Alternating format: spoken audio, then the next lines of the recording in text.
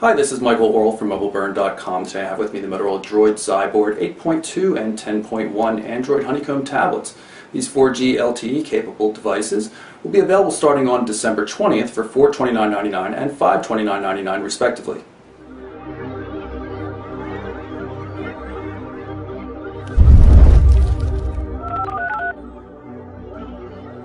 So here's the Motorola Droid Zyboard 8.2 and the Zyboard 10.1. We're going to take them out of the boxes. If I can do that easily enough here. Here's the tablet itself. Power button kind of oddly back here. So I'm going to turn it on. Take a look at the contents in the box. Start guide. A couple things on warranty, terms and conditions, that kind of stuff. USB cable, micro USB connector on it. A dedicated micro USB charger. And this is the LTE SIM card that Verizon put in there ahead of time. Nothing else in the box there.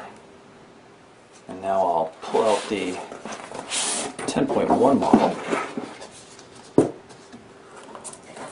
Similarly, it has a power button here in the back. And this is also starting up. Now in terms of box contents, it's a little bit different here because this model comes with an active stylus. Whereas the 8.2 does not. This appears to be a little carrying case for that stylus. You can see it has a clip on here. Let's pull the stylus and the battery out of the package as well.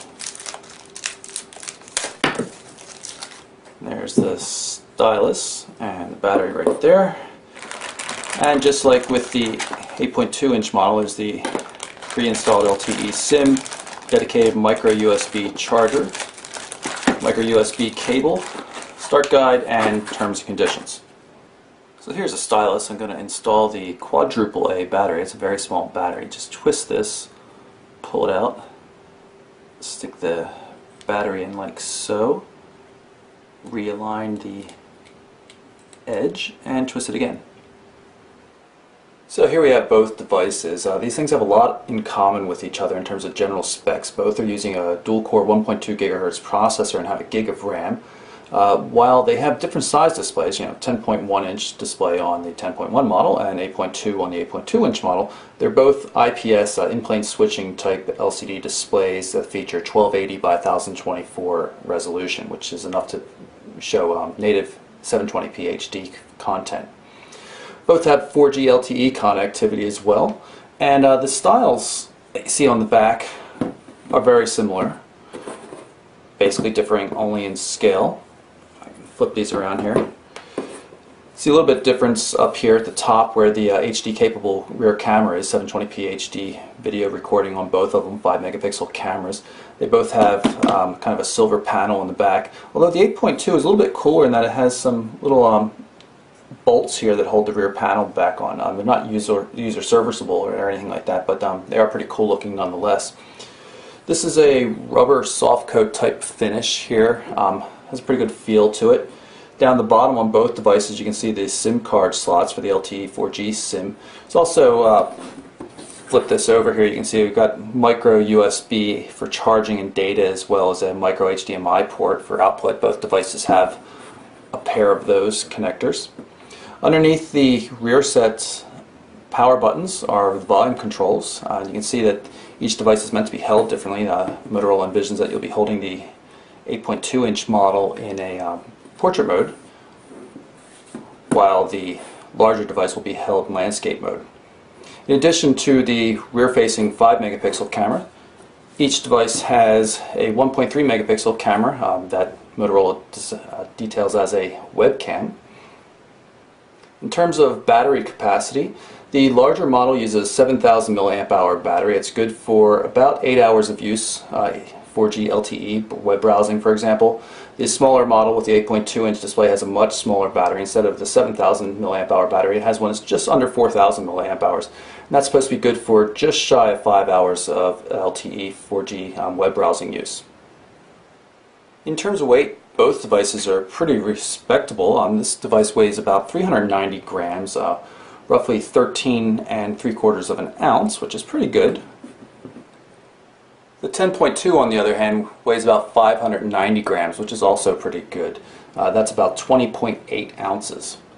Both devices are pretty similar in terms of thickness. 0.34 inches for the larger 10.1 inch model and 0.35 inches for the smaller device.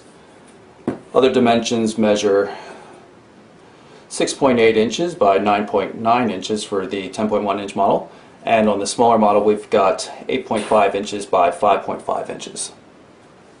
Both devices feature infrared ports for use with a universal remote control application for controlling your television and set-top box. Here are the two Zybords sitting on top of each other, so you can see the relative size differences between the 10.1 and the 8.2 inch model.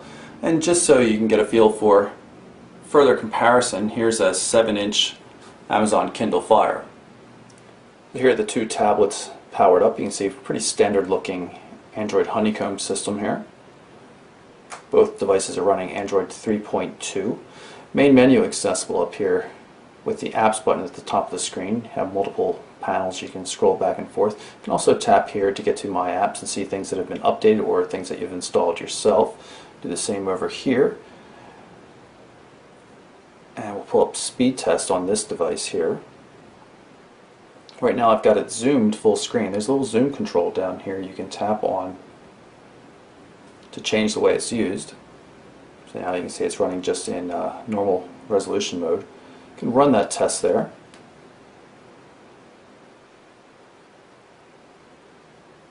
And this is with a fairly weak signal. We're only seeing 2 bars here. It's in my office. It's not a great LTE location, and just from my desk I've gotten 10 megabits per second, which is pretty unheard of for where I am inside a building.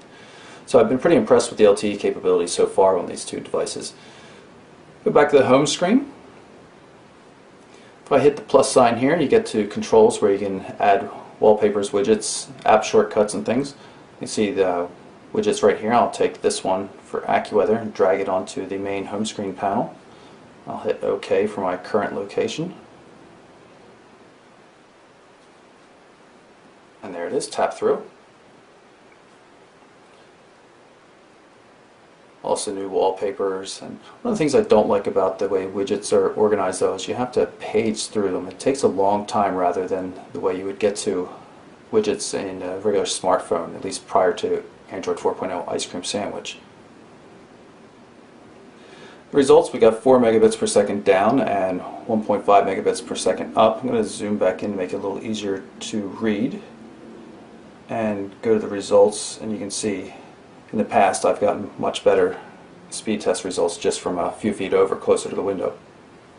In terms of differences in software between the two different devices, there's not much there. We've got virtual 3D surround sound comes on the 10.1. The 10.1 also has Citrix Receiver as opposed to just Citrix GoToMeeting. That Citrix GoToMeeting is also found on the 8.2. And of course there's the stylus integration. You see me pointing here with the stylus. You might notice the little note indicator down here, and it pops up a menu here called Floating Notes. This brings up a special Floating Notes application. I can move this around while the rest of the screen is still functioning. Tap here to show you a list of some of the notes I've created. You see right here I wrote this with my fingertip, and this I used the stylus, and while I was definitely writing smaller trying to use the stylus, it was as large as I could comfortably write, and it doesn't really work that well. You can see a lot of the curves are clipped off, and you can see that you also can add text here. There's regular text that I typed in, and you can change colors and stuff just by pressing on brush. You can change brush sizes as well. There's controls for saving it and sharing it elsewhere. It's a nice little system, but I don't really think it does too well with the stylus. Now I'm going to try to demonstrate the various pen input methods that we have here that we can use the stylus. I'm going to start with this one right here where you write on the actual screen.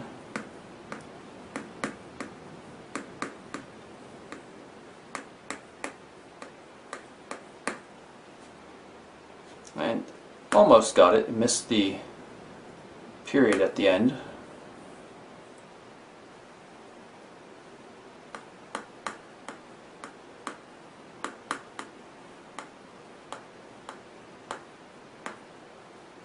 That one worked a little bit better. Spacebar down at the bottom.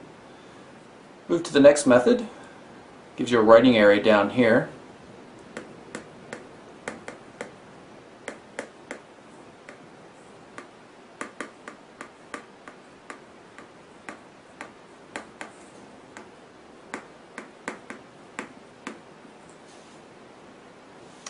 Need to put the period there, see if it works. Did not.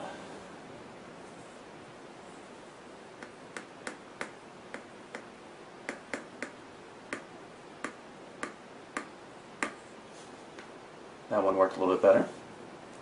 Lastly, this is an interesting method where you write from one box to the other.